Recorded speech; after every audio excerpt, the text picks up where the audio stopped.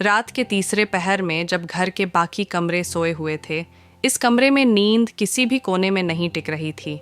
अनन्या पलंग के एक सिरे पर बैठी थी, जैसे किसी अदालत में फैसला सुनने का इंतजार करती हो। विवेक कुर्सी पर दोनों हाथों से अपना सिर थामे जमीन को घूर रहा था और जमीन भी मानो उससे नजरें चुरा रही थी। कुछ देर पहले तक यह कमरा सुहाग रात कहलाने वाला था। फूलों की माला, गुलाब की पंखुड़ियां और हल्की सी इत्र की गंध, अब वही गंध भी किसी झूठ की तरह भारी लग रही थी। विवेक ने बहुत धीमी आवाज में पूछा, तुम्हें कब से पता था? अनन्या ने अपने घुटनों पर रखे हाथों को कसकर पकड़ लिया। कॉलेज से या उससे भी पहले, मैं ठीक से कह नहीं सकती, पर जब मुझे समझ आया तब मैंने उसे दबा दिया। दबा दिया? विवेक का स्वर चटक गया। और फिर मेरी जिंदगी में आ गई। मेरी माँ, मेरे पिता, सबने तुम्हें अपनी बहू मान लिया और तुम, उसके शब्द हवा में अधूरे रह गए। कभी कभी गुस्से से ज्यादा दर्द बोलता है और दर्द बोलते बोलते थक जाता है। अनन्या ने सिर उठाया। उसकी आंखें लाल थीं, पर आंसू अब भी बह रहे थे। मैंने किसी को धोखा देने के लिए नहीं किया विवेक, मैं खुद को धोखा दे रही थी, हर दिन, हर रात। विवेक ने उस ओर देखा। कुछ पल के लिए उसका चेहरा कठोर था, फिर उसमें किसी बच्चे जैसी असहायता उतर आई। तुमने एक मौका भी नहीं दिया कि मापा मैं समझ पाता था, कि मैं फैसला कर पाता। अनन्या ने बहुत धीमी आवाज में कहा। मैंने कोशिश की थी कई बार, पर जब भी मैं बोलने जाती मेरी माँ का चेहरा सामने आ जाता, उनका डर, उनका सम्मान, उनकी दुनिया। विवेक हंसा नहीं, पर होंठों पर एक कड़वा सा खिंचाव आया। तो मेरी दुनिया, मेरी इज्जत, मेरी जिंदगी, ये सवाल कमरे में नहीं, अनन्या के भीतर गूंजता रहा और उसका कोई जवाब नहीं था। भोर होने में अब भी समय था, पर हवा में हल्की सी ठंड उतरने लगी थी, जैसे आसमान भी इस रात की बात सुनकर उदास हो गया हो। विवेक ने अचानक कहा, तुम्हें मुझसे डर लगता है? अनन्या चौंकी। नहीं, तुमसे नहीं, मुझे खुद से डर लगता है। मैं तुम्हें चोट पहुंचा रही हूं, ये सोचकर। विवेक ने अपनी कुर्सी पीछे सरकाई और उठ खड़ा हुआ। कमरे में वह कुछ कदम चला, फिर रुककर खिड़की से बाहर देखने लगा। बाहर आंगन में मढ़े हुए पंडाल के कपड़े लटक रहे थे। कुछ फूलों की मालाएं अभी भी कुर्सियों पर पड़ी थीं। कोई कुत्ता दरवाजे के पास सूंघ रहा था, जैसे वहां बचे हुए खाना खोज रहा हो। अनन्या, विवेक ने कहा, बिना पीछे देखे, मैं तुम्हें मजबूर नहीं करूंगा, ना आज, ना कभी। उसकी आवाज में एक सख्त निर्णय था। अनन्या को लगा जैसे उसके भीतर की जमीन थोड़ी और धंस गई। लेकिन वह पलटा। तुम मुझे बताओ, तुम चाहती क्या हो? अभी इसी पल। अनन्या ने सांस खींची। मैं चाहती हूं कि तुम्हें सच का हक मिले और मुझे किसी को झूठ नहीं बोलना पड़े। विवेक ने पल भर उसे देखा, फिर धीरे से कहा, तो फिर यह शादी? अनन्या की पलकों पर आंसू फिर भर आए। यह शादी मैं नहीं जानती विवेक, ये मेरे भीतर से कभी बनी ही नहीं थी, बस बाहर बनी थी। ये कहते हुए उसका गला भर आया। उसने अपनी चुनरी सिर से हटाई और दोनों हाथों से चेहरा ढक लिया, जैसे वह खुद को ही देख नहीं पाना चाहती हो। सुबह का पहला उजाला जब पर्दे से छनकर कमरे में आया तो फूलों की पंखुड़ियां बासी हो चुकी थीं। गुलाब का लाल रंग भी कहीं हल्का पड़ गया था, जैसे रात भर के सच ने हर चीज़ का रंग बदल दिया हो। दरवाजे के बाहर कुछ कदम दूर विवेक की माँ की खांसी सुनाई दी, फिर बर्तन रखने की आवाज़। घर जागने लगा था, धीरे धीरे, बिल्कुल वैसे ही जैसे रोज़ जागता है। पर आज घर के भीतर एक ऐसी दरार खुल चुकी थी जिसे कोई झाड़ू से बुहार नहीं सकता था। विवेक ने कहा, माँ अभी आएंगी, पूछेंगी सब ठीक है, तुम चाय पियोगी, बहू कैसी है? और मैं उसकी आवाज़ रुकी। वह शायद कल्पना ही नहीं कर पा रहा था कि इन सवालों का जवाब कैसे दिया जाएगा। अनन्या ने बहुत धीमे से कहा, मैं चली जाऊं? विवेक ने आंखें उठाईं। कहाँ? अपने घर, अनन्या ने कहा। कम से कम आज, जब तक तुम्हें समझने का समय मिले। विवेक ने क्षण भर सोचा, फिर कहा, यह इतना आसान नहीं है, मैं जानती हूँ। अनन्या ने सिर झुका लिया, पर यह इतना कठिन भी नहीं होना चाहिए जितना हम इसे बना देंगे। विवेक ने एक लंबी सांस ली। तुम्हारे घर वाले? मैं उनसे बात करूंगी, अनन्या ने कहा। फिर एक पल बाद जोड़ा, कम से कम कोशिश करूंगी। विवेक ने उसकी ओर देखा। उसकी आंखों में अब भी भय था, पर उसके पीछे एक अजीब सी सच्चाई की रोशनी भी थी, जैसे बहुत समय बाद उसने खुद को पहली बार सच में देखा हो। चाय आ गई। माँ ने दस्तक दी और बिना जवाब का इंतज़ार किए दरवाज़ा थोड़ा खोलकर कहा, बहू उठ गई, चाय रख दूं? अनन्या ने जल्दी से अपनी आंखें पोंछीं और आवाज़ को सामान्य बनाने की कोशिश की। जी मान जी, विवेक की माँ ने भीतर झांका। दोनों के बीच की दूरी शायद वह नहीं देख सकी, पर कुछ तो था जो उन्हें असहज कर गया। उनकी नज़र फूलों की बिखरी पंखुड़ियों पर गई, अव्यवस्थित, जैसे किसी ने उन्हें पैरों से कुचल दिया हो। सब ठीक है ना? उन्होंने विवेक से पूछा। विवेक ने तुरंत कहा, हाँ माँ, बस थक गए थे। माँ ने हल्की मुस्कान से बात खत्म कर दी। अच्छा, आराम कर लो, नीचे सब तुम्हारा इंतज़ार कर रहे हैं। दरवाज़ा बंद हुआ तो कमरे में फिर वही बिखरा हुआ सन्नाटा आ गया। अनन्या ने कप उठाया, पर हाथ कांप रहे थे। चाय की भाप उसके चेहरे को छूकर भी उसे गर्म नहीं कर पा रही थी। नीचे नाश्ते पर रिश्तेदार बैठे थे। हंसी मजाक, फोटो खिंचवाने की बातें। किसी ने कहा, बहू ने तो कमाल का लहंगा पहना है। विवेक ने यंत्रवत मुस्कुराकर सिर हिलाया। अनन्या ने भी वही किया। दोनों एक साथ बैठे थे, पर साथ नहीं थे। उनके बीच सिर्फ एक रात का फासला नहीं था, एक पूरी दुनिया का फासला था। विवेक की छोटी मौसी ने चुटकी ली। अरे विवेक, कल तो बड़े शर्मा रहे थे, अब बताओ कैसी रही रात? कमरे में कुछ हंसी उछली। किसी ने ताली बजाई। विवेक ने गिलास उठाया, जैसे पानी पीकर जवाब को गले से नीचे उतार देगा। मौसी, आप भी। सब हंस दिए, पर अनन्या को लगा जैसे उसके कानों में शोर नहीं, कांटे गिर रहे हों। वह उठकर रसोई की ओर चली गई। किसी ने सोचा, बहू शर्म से भाग गई। किसी ने सोचा, बहू को उल्टी आ रही है। किसी ने सोचा, नई बहू है, काम में हाथ बंटा रही है। किसी ने नहीं सोचा, बहू भीतर से टूट रही है। रसोई में वह अकेली थी। गैस चूल्हे के पास रखा दाल का भगोना उबल रहा था। अनन्या ने उसे धीमा किया, फिर सिंक के पास खड़ी हो गई। पानी की धार में उसने अपनी उंगलियां भिगोईं। पानी ठंडा था और उस ठंडे पानी में उसे अपनी माँ की उंगलियां याद आईं, जो हर दुख को चुपचाप धो देती थीं। उसी पल किसी ने पीछे से कहा, बहू। विवेक की माँ खड़ी थीं। उनकी आंखों में स्नेह था, पर अब उसमें चिंता भी घुल गई थी। तुम्हारा चेहरा पीला लग रहा है, कुछ हुआ क्या? अनन्या की सांस अटक गई। उसने सिर हिलाया। नहीं माँ जी, बस थकान है। माँ ने उसका माथा छूने की कोशिश की। अनन्या पीछे हट गई, बहुत हल्के से, पर माँ ने देख लिया। माँ चुप हो गई, फिर धीरे से बोली, विवेक ने तुम्हें कुछ कहा क्या? अनन्या के होंठ कांप गए। नहीं। माँ ने एक लंबी नज़र उसे देखा। उस नज़र में माँ होने की अनुभूति थी, वह अनुभूति जो शब्दों से पहले तक पहुँच जाती है। अगर कोई बात हो, माँ ने कहा, तो बताना। घर में बहू आई है, कोई मेहमान नहीं, अपना समझो। अनन्या का गला भर आया। उसने सिर झुका लिया और माँ लौट गईं। उनके कदमों की आवाज़ दूर होती गई और अनन्या का अपराध और गहरा होता गया, क्योंकि वह जानती थी उस स्नेह का जवाब वह झूठ से दे रही है।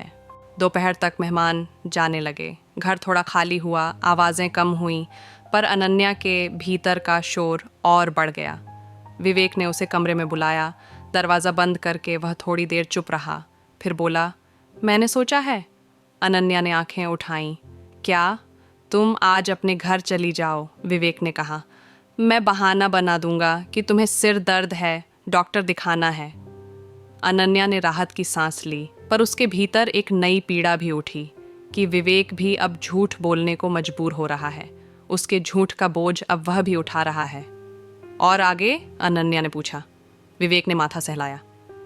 आगे मैं माँ पापा से बात करूँगा, धीरे धीरे। पहले मैं खुद समझूंगा कि हम क्या कर सकते हैं, क्या नहीं। अनन्या ने बहुत धीमे से कहा, तुम मुझे कभी माफ़ कर पाओगे?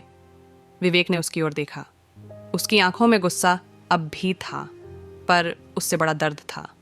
माफ़ी अभी नहीं जानता, पर मैं ये जानता हूँ कि मैं तुम्हें दुनिया के सामने खड़ा करके अपमानित नहीं करना चाहता और खुद भी नहीं होना चाहता। ये कहते हुए उसने एक पल को आंखें बंद कीं। पर अनन्या, सच का सामना हमें करना ही पड़ेगा। झूठ के सहारे हम न तुम जी पाओगी न मैं। अनन्या ने सिर हिला दिया। हाँ। शाम को जब अनन्या विदा होने लगी, घर वालों ने इसे मायके की पहली विदाई कहा। माँ ने मिठाई के डिब्बे दिए, पापा ने कार में सामान रखवाया। विवेक की माँ ने अनन्या के माथे पर हाथ फेर कर कहा, जल्दी वापस आना बहू, घर सूना लगेगा। अनन्या की आंखें भर आईं। वह माँ जी के पैर छूते हुए कांप गई। उसके भीतर से एक चीख निकलना चाहती थी, मैं आपके घर वापस नहीं लौट पाऊंगी शायद। पर वह चुप रही, और वही चुप्पी उसे सबसे ज्यादा काट रही थी। विवेक कार के पास खड़ा था। उसने किसी से आंख नहीं मिलाई। वह सिर्फ औपचारिकता निभा रहा था, जैसे उसका शरीर यहाँ है, मन कहीं और। कार चली तो अनन्या ने पीछे मुड़कर देखा। घर का दरवाज़ा धूप में चमकता हुआ। विवेक की माँ दरवाजे पर खड़ी थीं, हाथ हिलाती हुई। और विवेक, वह थोड़ा पीछे खड़ा था, स्थिर, जैसे किसी ने उसे पत्थर बना दिया हो। अनन्या ने आंखें बंद कर लीं। मायके में सबने उसे हंसकर स्वागत किया। पड़ोसनें आईं। अरे नई दुल्हन, चेहरा तो दमक रहा है, माँ ने कहा। थक गई होगी मेरी बच्ची, पिता ने पूछा। सब ठीक रहा? अनन्या ने मुस्कान चढ़ाई।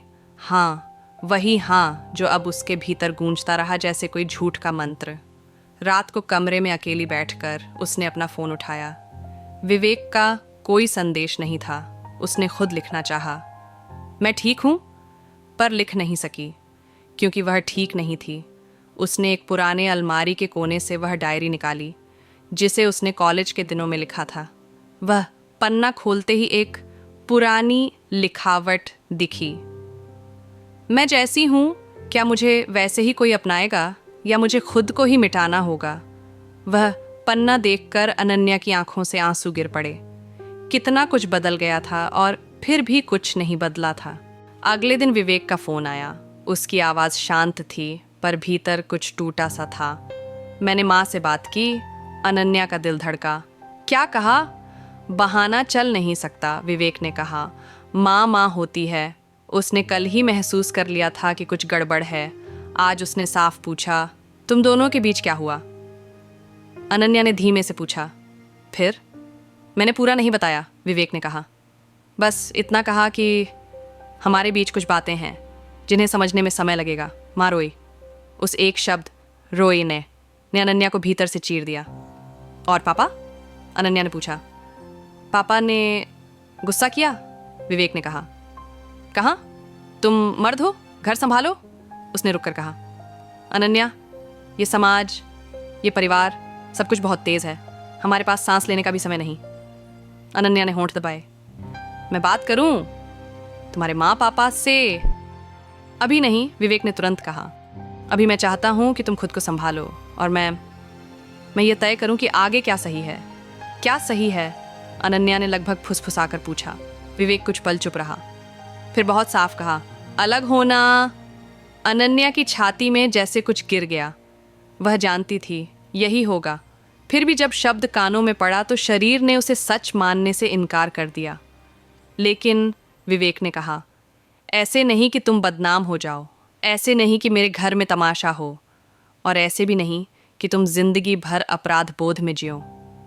हमें कोई रास्ता निकालना होगा। अनन्या ने आंसू पोंछे। मैं तैयार हूँ, विवेक ने धीमे से कहा। मैं भी। बस यह एक रात में नहीं होगा, पर शुरू आज से करना होगा।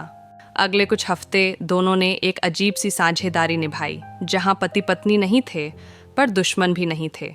विवेक कभी कभी फ़ोन करता, हाल पूछता, कागजी बातें करता। अनन्या जवाब देती, पर हर बातचीत के बाद उसके भीतर एक खालीपन बढ़ता जाता। इधर दोनों घरों में अफवाहें फैलने लगीं। बहू मायके क्यों है? कुछ बीमारी होगी, शायद गर्भ ठहर गया होगा। लड़के में ही कमी है, लड़की कुछ छुपा रही है। अफवाहें किसी भी सच से तेज चलती हैं, और उनके पैरों में किसी का दर्द नहीं चुभता। विवेक ने अनन्या को एक दिन कहा, हम कोर्ट मैरिज नहीं, पर रजिस्ट्रेशन तो है। कानूनी तौर पर अलग होना पड़ेगा। अनन्या ने बस हाँ कहा। उसे लगा जैसे उसके जीवन की भाषा अब सिर्फ हाँ बन गई है, हर चीज़ के लिए, हर चोट के लिए। एक दिन विवेक उसके घर आया। अनन्या ने खिड़की से देखा, वह वही आदमी था, पर आंखों में अब कोई उत्साह नहीं था। वह सोया कम लग रहा था, ज़्यादा सोच रहा था। माँ ने उसे बैठाया, चाय दी, पिता ने औपचारिक बातें की। फिर विवेक ने कहा, अंकल, आंटी, मुझे आपसे अकेले में बात करनी है। अनन्या का कलेजा धड़कने लगा। कमरे में जब चारों बैठे, विवेक ने सीधे कहा, मैं और अनन्या, हम साथ नहीं रह पाएंगे। माँ का चेहरा सफ़ेद पड़ गया। क्या मतलब? पिता की आंखें सख्त हो गईं। क्या हुआ? कोई झगड़ा? विवेक ने गहरी सांस ली। ये झगड़ा नहीं है, यह असंगति है।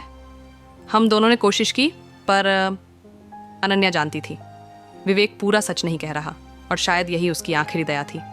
माँ ने अनन्या की ओर देखा। तू बोल, क्या हुआ? अनन्या की आवाज़ नहीं निकली, वह सिर्फ रोने लगी। पिता ने गुस्से में कहा, रोने से क्या होगा, बता क्या बात है। विवेक ने धीरे से कहा, अंकल प्लीज़ उसे मत दबाइए। हम दोनों ने मिलकर यह फैसला लिया है। फैसला? पिता का स्वर ऊंचा हो गया। शादी कोई खेल है? विवेक ने पहली बार थोड़ा कठोर होकर कहा। शादी खेल नहीं है, इसीलिए हम झूठ के सहारे नहीं चलना चाहते। ये वाक्य सुनकर अनन्या की माँ ठिठक गई। झूठ? उन्होंने फुसफुसा कर कहा। अनन्या ने उस पल समझ लिया, अब छिपाने को कुछ बचा नहीं। वह आगे झुकी, दोनों हाथ जोड़कर टूटे हुए स्वर में बोली, माँ, पापा, गलती मेरी है, मैंने सच नहीं बताया था। माँ की आंखें फैल गईं। कौन सा सच?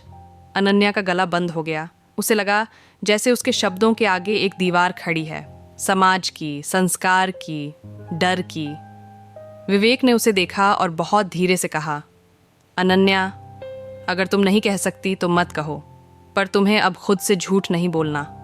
अनन्या ने आंखें बंद कीं और पहली बार अपने भीतर के सच को बाहर आने दिया।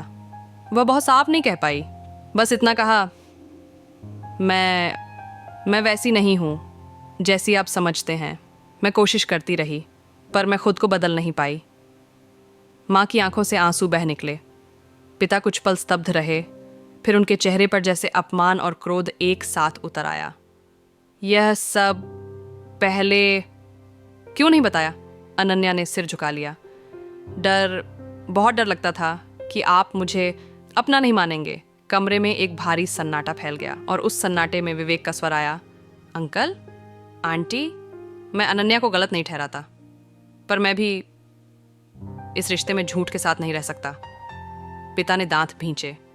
तो अब क्या? विवेक ने कहा, हम अलग हो जाएंगे, शांति से, बिना किसी तमाशे के। मैं चाहता हूं कि अनन्या की जिंदगी खत्म ना हो, और मेरी भी नहीं। उस दिन के बाद घर में कई दिन तक चुप्पी रही। माँ कभी कभी अनन्या के कमरे के बाहर खड़ी होकर रोती, फिर खुद को संभाल कर रसोई में चली जाती। पिता कम बोलते, ज़्यादा अखबार पढ़ते, और अनन्या भीतर से पहले से हल्की थी, पर बाहर से पहले से अकेली। विवेक ने कानूनी प्रक्रिया शुरू की। दोनों परिवारों ने मिलकर तय किया कि लोगों को यही बताया जाएगा, स्वभाव नहीं मिले, इसलिए अलग हो रहे हैं। एक झूठ की जगह दूसरा झूठ, पर इस बार झूठ किसी को फंसाने के लिए नहीं था, किसी को बचाने के लिए था। अदालत के बाहर एक दिन विवेक और अनन्या साथ बैठे थे।